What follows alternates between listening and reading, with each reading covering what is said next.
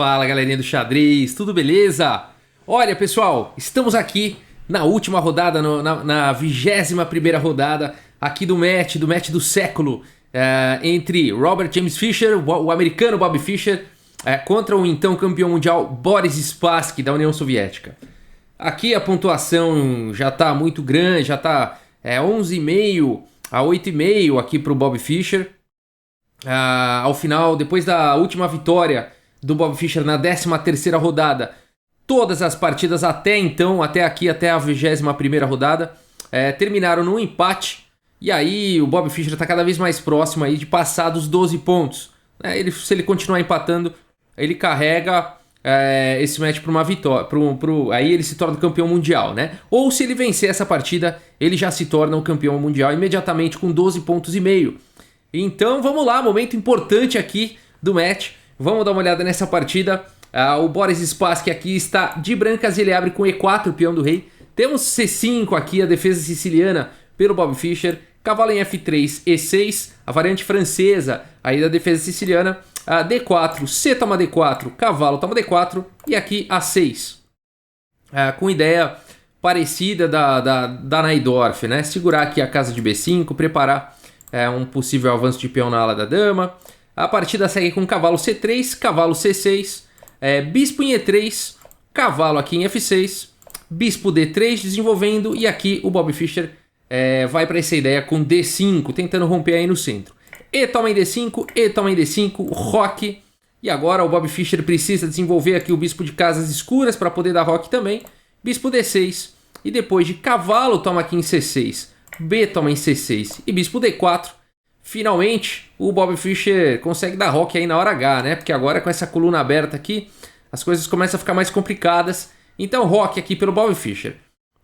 Dama aqui em F3 e bispo em E6. Aqui o Boris Spassky já completou aí praticamente o seu desenvolvimento, já desenvolveu todas as peças menores, já tirou a dama, né, da casa inicial.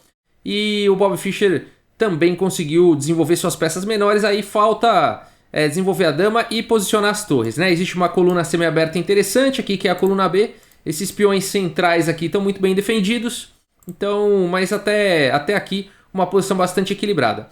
Torre de F em E1 foi jogada aqui pelo Spassky. E aqui o Bob Fischer vai para cima com o lance C5. É um lance bem corajoso, né? Porque essa estrutura aqui é bem sólida e você vai querer muitas vezes manter essa estrutura por um bom tempo, né? Até ficar bem seguro. Mas aqui o Bob Fischer já vai imediatamente com C5, praticamente pedindo aqui a troca em F6, né?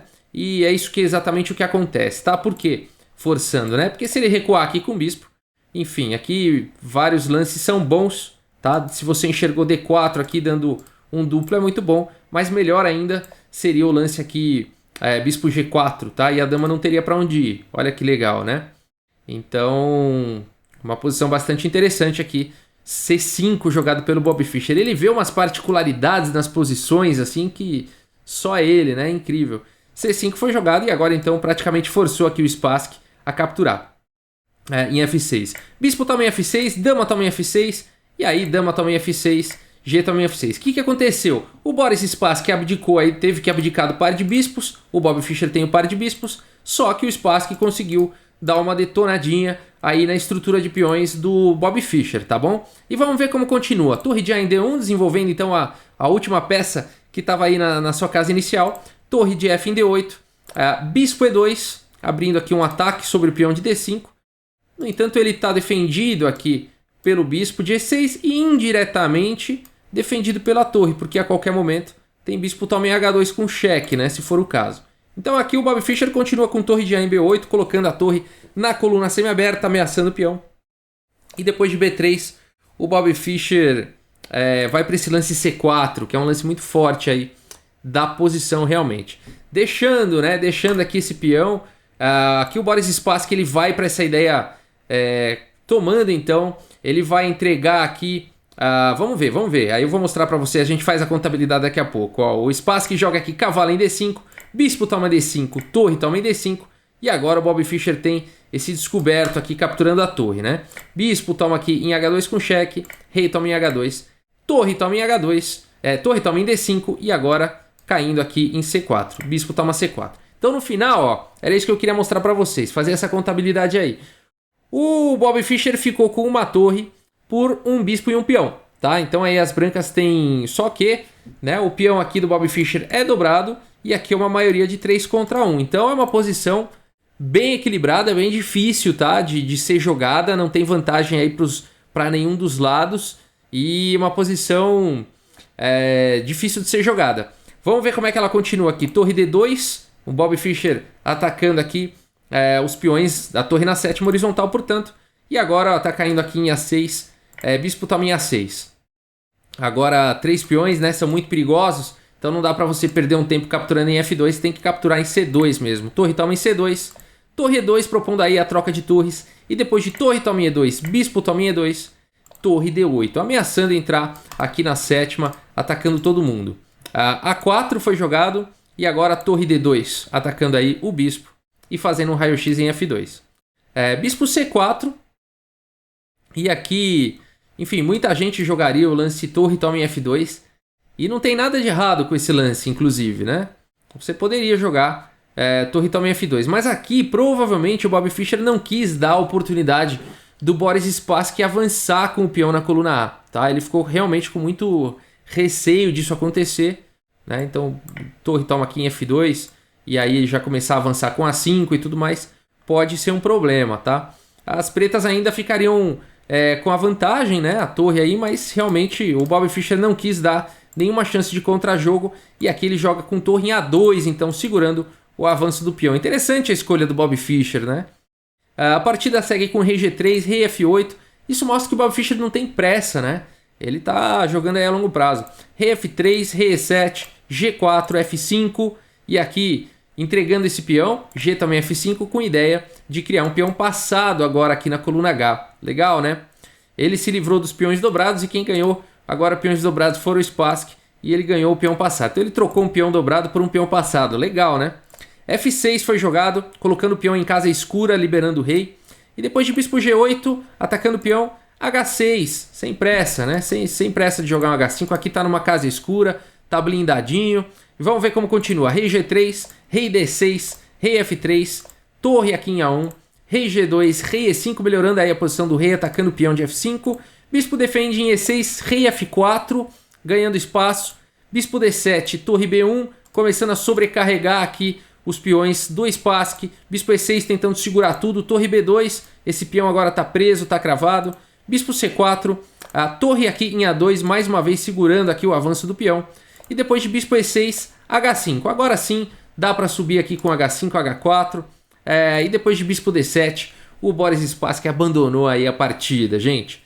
Essa partida, ela não é, talvez, né, na minha opinião, tão emocionante assim como as outras desse match, mas eu quis mostrar essa partida porque ela é simbólica, né? Ela é a última partida do match e ela terminou com uma vitória do Bob Fischer. Mostra um Boris Spassky aqui um pouco cansado, talvez. O Bob Fischer talvez também um pouco cansado, mas é impecável, né? Impecável aqui a atuação, esse final aí do Bob Fischer. E aqui abandonou, gente, porque realmente não vai dar mais, né? O rei tá muito bem colocado, aqui tem um peão passado na coluna H, as brancas estão sobrecarregadas, não vão conseguir se defender. No entanto, eu fiz uma estimativa de que levaria-se aí pelo menos mais uns 25 lances para conseguir encaminhar essa posição para uma vitória, tá? Seria a vitória aqui com certeza do Bob Fischer, por isso que o Spassky abandonou.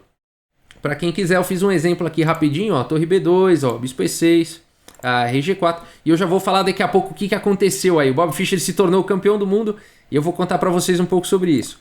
Bispo D5, H4, ó, que seria uma possível continuação, ó, começa a cair peão, né? Vou passar um pouco mais rápido aqui, ó. Tá? E aí você vai subindo com outro peão ali. Tá? Não tem como segurar, né? Daqui a pouco vem a ameaça de checkmate, né? Aí passa a torre pro outro lado. E aí não tem mais jeito, tá bom? Só para ilustrar aqui, vou até o checkmate, ó. Pronto, checkmate. Beleza, gente? Aí aqui seria no lance 67, né? E aqui foi abandonado no lance 41. Então o jogo ainda teria muitos mais lances. Mas o Spassky aqui já cansado, já viu que não daria mais. E perdido também na posição. E entregou aí o título para Bob Fischer, Robert James Fischer. E aqui muita coisa começa a acontecer. Primeira coisa interessante, 1972, o Bobby Fischer é tido lá nos Estados Unidos como uma celebridade, tá? Ele vira uma celebridade, vira um herói nacional, começa a ser noticiado em tudo quanto é material de mídia, né? Capa de revista, enfim, todo tipo de mídia começa a aparecer o Bobby Fischer e muitas ofertas de propaganda dele patrocinar marcas lá e tudo mais. Dizem até alguns que especula-se, né?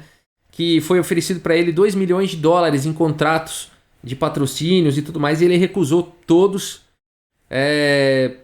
O Bobby Fischer, gente, ele é uma pessoa de difícil compreensão, tá bom? Então é importante dizer isso, as razões, o que motiva o Bobby Fischer, ele é uma pessoa bem difícil de se entender, tá? Pelos padrões, entre aspas, normais de sociedade, tá? Por isso que muita gente tinha o Bobby Fischer como um doente mental. Na minha opinião, é muito forte você falar isso de uma pessoa que tem condições, né, de sobreviver. Ele ainda sobreviveu por tantos anos e fez tanta coisa. Eu acho complicado, eu acho um pouco forte falar que ele era um doente mental, é minha opinião, tá bom? Eu acho sim que ele tinha um comportamento fora dos padrões, né, sociais, mas isso não torna alguém doente mental, na minha opinião. O Bobby Fischer era uma pessoa genial e se tornou campeão do mundo até 1975, e ele se tornou campeão do mundo com muitas críticas, inclusive. Ele mesmo criticava a própria conquista de campeão mundial, porque o formato da FIDE, ele começou a atacar o formato da FIDE para ser campeão mundial. Ele falou, poxa vida, 12 pontos, tem que passar de 12 pontos e meio. Tá errado isso, eu começo com uma vantagem, empato o resto do torneio, que foi exatamente o que ele fez, e assim eu vou arrastando o meu adversário e eu consigo a vitória. Né? Na visão dele, o melhor formato era o antigo, lá, o formato do Steinitz, do primeiro torneio mundial, onde o primeiro a chegar em 10 vitórias era o campeão mundial. E aí você tinha que ter vitória realmente. Né? E se chegasse a 9-9, se eu não me engano, a regra era essa, se fosse 9-9, era declarado como empate e o então campeão mundial permaneceria com seu título, tá? Então o Bobby Fischer começou a atacar a FIDE nesse formato, ele queria que realmente esse formato fosse resgatado, então ele começou a colocar para a FIDE que ele só disputaria mais uma vez o torneio mundial, que seria 3 anos depois, se eu não me engano, em 1975, eu não estou certo da data, tá? Mas o próximo torneio mundial ele começou a dizer que só disputaria, eu acredito que seja em 75, só disputaria nesse formato, tá bom? A FIDE se reuniu, né, o conselho e tudo mais da FIDE, e eles aprovaram o formato de chegar em 10 vitórias, acharam que o Bob Fischer estava certo nessa questão, mas o Bob Fischer colocou mais uma exigência, ele falou, olha, que se desse 9-9, o campeão mundial deveria permanecer e o prêmio deveria ser rachado, meio a meio, alguma coisa. Ele propôs uma condição lá que a FIDE não concordou, falou, não tem nada a ver isso e tal. E aí não aceitaram essas condições e o Bobby Fischer não quis mais jogar. Simplesmente falou, então nessas condições eu não vou disputar mundial nenhum. E aí então a FIDE declarou o Anatoly Karpov da União Soviética, que havia ganho o torneio de candidatos, declarou o Karpov como campeão mundial automaticamente por desistência do Bobby Fischer. O Bobby Fischer nunca aceitou isso. Ele continuava dizendo que ele era o campeão mundial, já que ninguém venceu ele. Ele era o campeão mundial, ninguém nunca tirou o trono dele. Perguntaram muito pro Bobby Fischer por que ele parou depois de muito tempo de jogar os torneios e tudo mais. Nunca mais jogou torneio, nunca mais apareceu nos torneios internacionais. Aliás, nunca mais, mentira. Depois vou contar pra vocês o que aconteceu, que é muito legal. Mas enfim, ele parou com isso e tal, e perguntaram pra ele por quê. E ele falou, na opinião do Bobby Fischer, ele já tinha sido o campeão do mundo, então ele não tinha mais objetivo, né? O objetivo do xadrez dele ele já tinha alcançado. E a partir do momento que ele conquistou o título de campeão mundial, para ele não havia mais objetivo, ele já estava ali no... E aí, como ele perdeu o objetivo, ele simplesmente perdeu, vamos falar assim, vai em português bem claro, perdeu o tesão pelo jogo, né? Tanto que o que reforça essa teoria é que ele tentou criar a variante Fischer de jogar xadrez, onde a primeira fileira das peças menores, da torre, dama e tudo, Ela é uma formação aleatória a cada partida que você joga. Esse é o Fischer Chess, tá? Inclusive, se eu não me engano, houve fontes aí que a FIDE vai tornar essa modalidade oficial aí mais alguns anos, tá? Existem rumores aí, especulações sobre isso.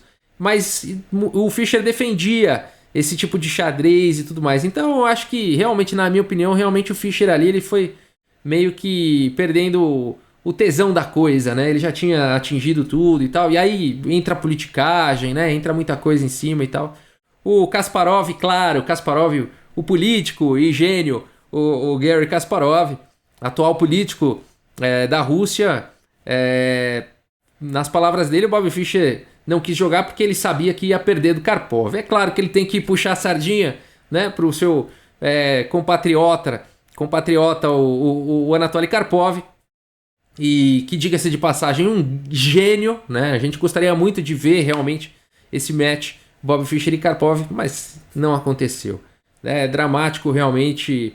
A saída de Bobby Fischer é muito dramática do xadrez, né? A gente não teve Bobby Fischer Kasparov, não teve Bobby Fischer Karpov, e a gente gostaria muito, né, de ter visto e não teve oportunidade. Mas existem mais alguns mistérios aí envolvendo a personalidade de Bobby Fischer. O primeiro deles, ele sempre foi tido como alguém que tinha um xadrez que já devia não estar bom e tudo mais. As pessoas começaram a falar isso, talvez provocando ele a voltar a jogar e tudo mais.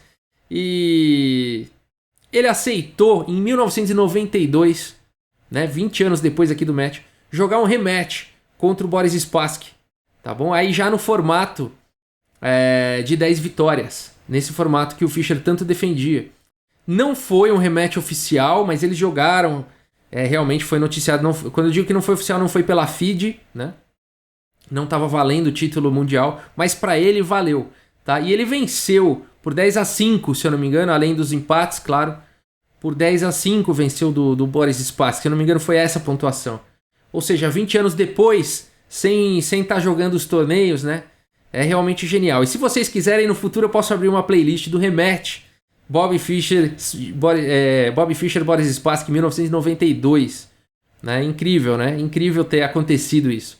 E mais uma lenda que rola aí é que o Bobby Fischer havia supostamente jogado partidas anônimas no ICC. O ICC era tipo um Lichess, acho que ainda existe, é tipo um Lichess, tipo um chess.com. Só que na época, nos anos 2000, ali no começo, era o principal, tá? Era o principal servidor. E o que aconteceu, né? O Nigel Short, o grande mestre Nigel Short, fortíssimo grande mestre, estava jogando na internet e foi desafiado lá por um guest, por um convidado do site. E a pessoa começou a jogar lá F3, Rei F2, logo na abertura, umas coisas estranhas. E o Nigel Short achou aquilo estranho e ele perdeu todas as partidas, uma série de várias partidas, e ele não estava entendendo o que podia estar acontecendo. E aí o suposto, né, Bobby Fischer escreveu para ele uma data. O Nigel Short recebeu ali uma data que quem podia saber, enfim, naquele contexto, só poderia ser o Bobby Fischer, né? E aí o Nigel Short até hoje defende que era o Bobby Fischer, para o Nigel Short não há dúvidas de que ele estava jogando ali contra o Bobby Fischer. Outras pessoas especulam que era alguém usando o engine, outras pessoas, enfim, muitas teorias existem, mas o próprio Nigel Short tem convicção de que foi o Bobby Fischer. Eu vou ver se eu abro essa playlist também. Muita gente já me pediu para abrir essa playlist com as partidas desse suposto match aí online no ICC entre Nigel Short e Bobby Fischer. E mais um fato curioso aqui da vida de Bobby Fischer é que ele morreu aos 64 anos de idade, né? Um ano aí para cada casa do tabuleiro, assim foi noticiado na época quando ele faleceu. É um fato curioso aí que foi notado por todos, né? Faleceu aos 64 anos, exatamente o número de casas do tabuleiro. Esse é o Bobby Fischer, gente. Uma pessoa enigmática, uma pessoa incompreensível, né? Uma pessoa polêmica, uma pessoa cujas razões são difíceis de serem entendidas. Muitas pessoas, por não compreenderem, criticam, julgam, batem. Muitas pessoas amam, muitas pessoas defendem. Enfim, para mim o que importa do Bobby Fischer é o que ele fez no tabuleiro, né? E o que ficou porque isso é real, né? Todo o resto é especulação, mas o que ele fez no tabuleiro, isso não tem como... Isso é real, isso é verdade. Beleza, gente? A gente segue... Ah, pessoal, a gente segue então agora com a playlist do Karpov, tá? Era esse anúncio que eu queria fazer. Então não vai ter aí uma passagem de bastão, né? O Bob Fischer perdendo, nada disso. Eu abri também playlist com partidas do Bob Fischer, com partidas do Spassky. Tô abrindo também playlists aí com as aberturas, tá? Tudo para facilitar aí para todo mundo. Então a gente segue a nossa playlist agora com o Anatoly Karpov, que a gente vai conhecer esse gênio aí do xadrez. E é isso, gente. Muito obrigado aí pela audiência. Um grande abraço para todos vocês e até a próxima, pessoal. Valeu!